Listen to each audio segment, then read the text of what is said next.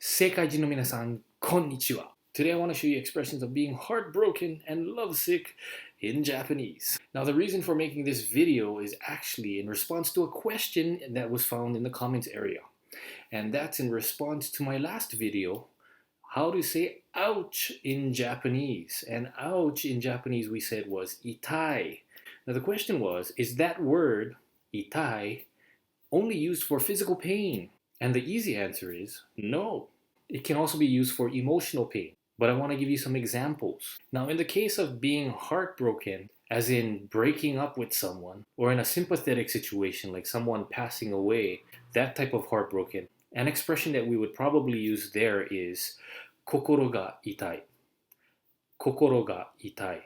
Kokoro refers to the emotional or spiritual heart. So kokoro ga itai means the emotional or spiritual heart hurts or is in pain. Now in the situation of being lovesick, it's a little bit different. In that situation, you may use an expression mune ga itai. Mune ga itai. And mune ga itai is kind of saying that, your heart hurts because you're longing to be with that person. But mune actually means chest. I guess you could say bosom too, but your chest is in pain because you long to be with that person. But be careful with that expression, mune ga itai, because it can also refer to physical pain, and if someone mistranslates you what you're saying, they may think you're having a heart attack. And another word to be careful with is if you look up the word heart in Japanese, you may come across the word Shinzou. And Shinzou is actually in reference to the physical heart. So if you say Shinzou ga itai, Shinzou ga itai, also in that situation, people may be thinking you're having a heart attack. So don't use Shinzou ga itai.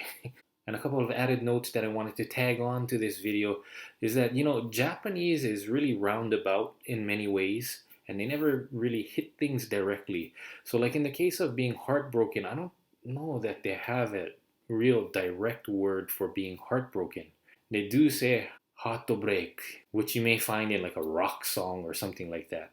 But in the case of a relationship that doesn't work out, that type of heartbrokenness, they may say shitsuren, which is a failure of love, which is where you may say kokoro ga itai. But then, if somebody's passing away, then you just say, wow, that's really sad. You say, well, kanashii desu ne, kokoro ga itai. And that's probably how you'd say it. And as far as lovesick too, I don't know that they have a direct word for lovesick, but if somebody is lovesick, they may say something like, ano hito koi shiteru. That person's in love. So getting back to the original point, itai is not only used for physical pain, but it is used for emotional pain. Mata ne! Now, if you took a good look at that comment I showed you at the beginning of this video, there was an actual request, and I want to put that in my next video.